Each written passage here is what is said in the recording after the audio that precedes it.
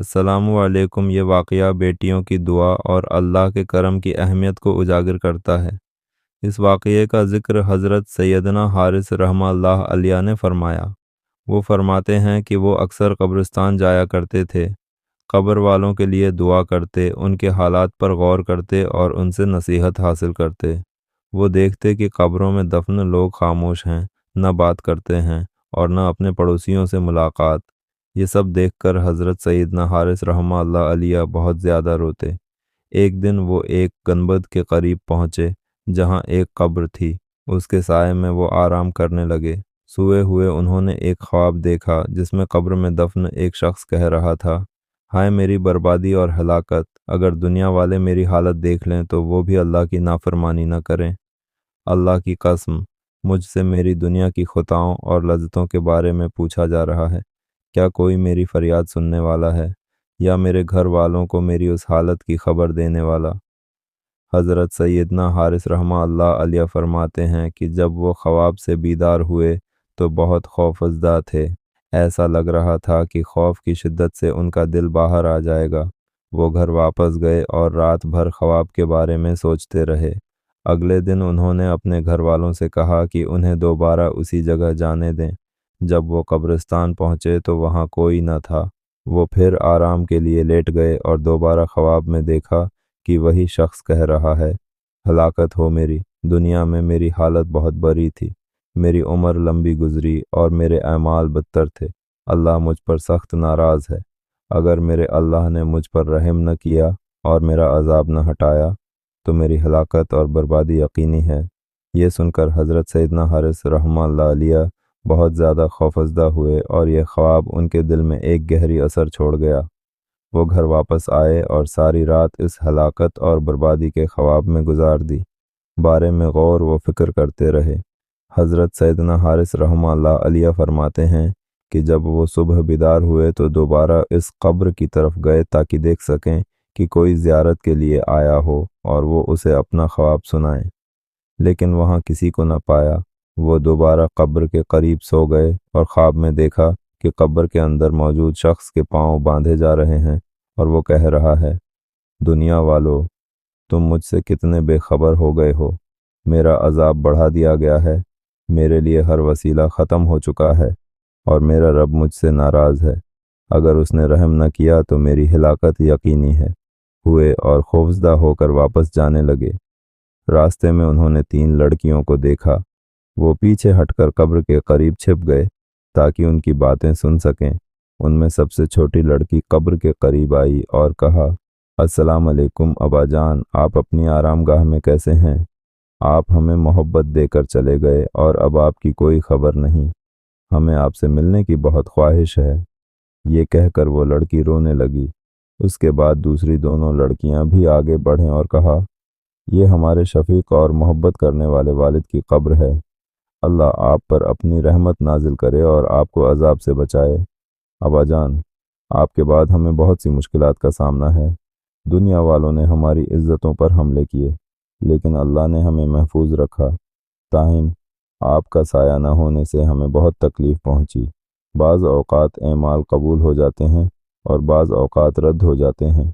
लड़कियों ने पूछा, आपने क्या देखा? उन्होंने बताया, मैं 3 दिन से उस कब्र के पास आ रहा हूँ और हथौड़ों और जंजीरों की आवाज़ें सुनता हूँ। ये सुनकर लड़कियां रोने लगीं और कहा, ये सबसे बड़ी मुसीबत है कि हम दुनिया में मशगूल हैं और हमारे वालिद पर अजाब हो रहा है। अब हम सुकून से न रहेंगी, न सोएंगी, न चैन पाएंगी, जब तक कि अल्लाह की बारगाह में अपने वालिद के लिए दुआ न करें। ये कहकर वो लड़कियां अल्लाह से फरियाद करने चली गईं। हज़रत हारिस रहमतुल्लाह अलैह घर वापस आ गए। अगली सुबह वो दोबारा उस कब्र के पास गए। वहाँ बैठे गौर व फिक्र कर रहे थे कि नींद आ गई। मैं उन्होंने साहब कब्र को हुसैन व जमील हालत में देखा। उनके पाँव में सोने के जूते थे और खादिम उनके साथ मौजूद थे। हज़रत हारिस रहमतुल्लाह अलैह ने सलाम किया और पूछा, आप कौन हैं? उन्होंने जवाब दिया, मैं वही हूँ जिसे आपने पहले अजाब में देखा था। अल्लाह ने आपको जज़ाए खैर दे कि आपकी वजह से मेरे हाल का इल्म मेरी बेटियों को हुआ। वो रात भर रोती रहें, सजदे में गर कर दुआ करती रहें। ان کی دعاؤں کے صدقے اللہ نے مجھے معاف فرما دیا، عذاب ختم کر دیا اور جنت میں محل عطا کیا۔ سب سے بڑھ کر اللہ نے مجھے سرور کائنات صلی اللہ علیہ وآلہ وسلم کا پڑوس عطا کیا ہے۔ آپ ان لڑکیوں کو میرا حال بتا دیں تاکہ وہ غم نہ کریں۔ ہوئے تو وہ اس منظر سے بہت خوش تھے اور ان لڑکیوں کو ان کے والد کا حال بتانے کا ارادہ کیا۔ حضرت سیدنا حارث رحمہ اللہ علیہ فرماتے ہیں کہ جب صبح ہوئی تو میں قبرستان گیا۔ وہاں پہنچ کر دیکھا کہ وہ تینوں لڑکیاں ننگے پاؤں کھڑی ہیں اور ان کے چہروں پر غم کے آثار نمایاں ہیں۔ میں نے انہیں سلام کیا اور خوشخبری سناتے ہوئے کہا، مبارک ہو، میں نے تمہارے والد کو بہت بڑی بھلائی اور وسیع محل میں دیکھا ہے۔ تمہارے والد نے بتایا کہ اللہ تعالی نے تمہاری دعائیں قبول کر لی ہیں اور تمہاری کوششوں کو رد نہیں کیا۔ اللہ نے تم لوگوں کی وجہ سے تمہارے والد کو بخش دیا ہے، لہٰذا تمہیں چاہیے کہ اس کا شکر ادا کرو۔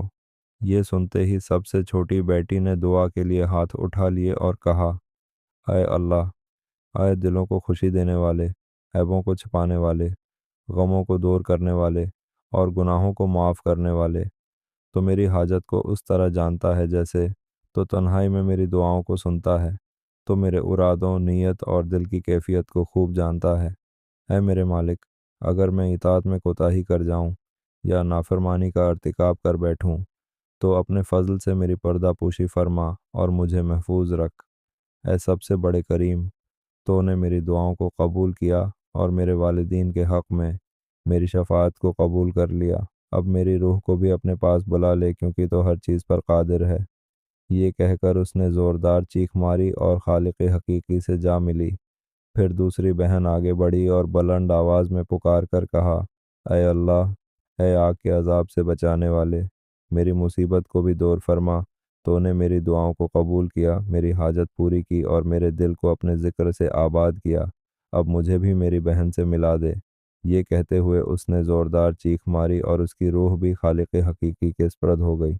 پھر تیسری بہن آگے بڑھی اور بلند آواز میں کہا، اے اللہ، اگر تو نے میری حاجت پوری کر دی اور میری دعا قبول کر لی تو مجھے بھی میری بہنوں کے ساتھ ملا دے۔ یہ کہہ کر اس نے سب سے زیادہ زوردار چیخ ماری اور اس کی روح بھی پرواز کر گئی۔ حضرت سیدنا حارث رحمہ اللہ علیہ فرماتے ہیں کہ ان تینوں بہنوں کی موت کا منظر اور ان کے حالات دیکھ کر مجھے بہت تعجب ہوا۔ بے شک اللہ نے ان کے والد کی بخشش فرما دی اور دنیا کے ظلم سہنے والی بیٹیاں بھی جلد ہی اپنے رب کے حضور پہنچ گئیں۔ یہ واقعہ ہمیں بتاتا ہے کہ ماں باپ کی دعائیں زندگی اور آخرت کو سنوار دیتی ہیں اور بیٹیوں کی دعائیں اللہ کے کرم کا ذریعہ بنتی ہیں۔ والدین اور اولاد کے درمیان یہ محبت اور دعائیں اللہ کی رحمت کو کس طرح اپنی طرف کھینچتی ہیں یہ اس واقعے سے بخوبی سمجھا جا سکتا ہے۔ مزید اسلامی ویڈیوز کے لیے ہمارا چینل سبسکرائب کریں اور بیل آئیکن کو دبائیں تاکہ آپ تک تمام ویڈیوز بروقت پہنچ سکیں۔ شکریہ۔